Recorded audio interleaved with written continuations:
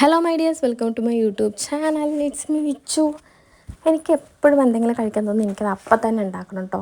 അങ്ങനെയുള്ളൊരു സ്വഭാവം എനിക്കുണ്ട്. അതൊരു പൊട്ട സ്വഭാവമാണോയെന്ന് എനിക്കറിയില്ല.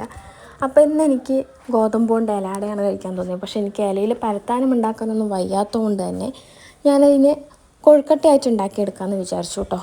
അങ്ങനെ തേങ്ങയും ശർക്കരയൊക്കെ ഇങ്ങനെ ആക്കിയെടുത്ത് മാവൊക്കെ കുഴച്ചു ഇതുണ്ട പിടിച്ചിട്ട് നമ്മൾ ആവിയിൽ വെക്കാനായിട്ട് നിൽക്കുകയാണ് കേട്ടോ. അപ്പോൾ 5 ഉണ്ടായിരുന്നുള്ളൂ കേട്ടോ. അതിനുള്ള മാവ് മാത്രമേ ഉണ്ടായിരുന്നുള്ളൂ. അങ്ങനെ അതുണ്ടാക്കി എനിക്കെന്തെങ്കിലും ഒന്ന് കഴിക്കാൻ ആഗ്രഹം തോന്നിയിട്ടുണ്ടെങ്കിൽ അത് 100 മുറ ആയോ എന്ന് തുറന്ന് നോക്കുന്നൊരു സ്വഭാവം എനിക്കുണ്ട് കേട്ടോ. അപ്പോൾ നിങ്ങൾക്ക് അങ്ങനത്തെ ഉള്ളൊരു സ്വഭാവം ഉണ്ടെന്നുണ്ടെങ്കിൽ ഒന്ന് കമൻറ്റ് ചെയ്യാൻ മറക്കല്ലേ.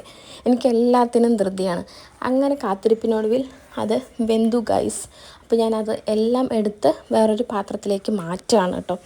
അപ്പോൾ അമ്മ വരുന്നതിന് മുമ്പ് തന്നെ എല്ലാ തെളിവുകളും നശിപ്പിക്കാനായിട്ട് ഉണ്ടാക്കിയ പാത്രങ്ങൾ വരെ ഞാൻ കഴുകി വെച്ചിട്ടുണ്ടായിരുന്നു കേട്ടോ.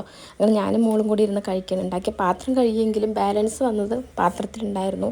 അപ്പം അമ്മ വർക്ക് കഴിഞ്ഞ് വന്ന് നോക്കിയപ്പോൾ അമ്മ പറയാണ്, ഇതുകൊണ്ട് അറിഞ്ഞ ഒരാൾ ചത്തുപോലോ എന്ന്. അത് കേട്ടത് എൻ്റെ മനസ്സ്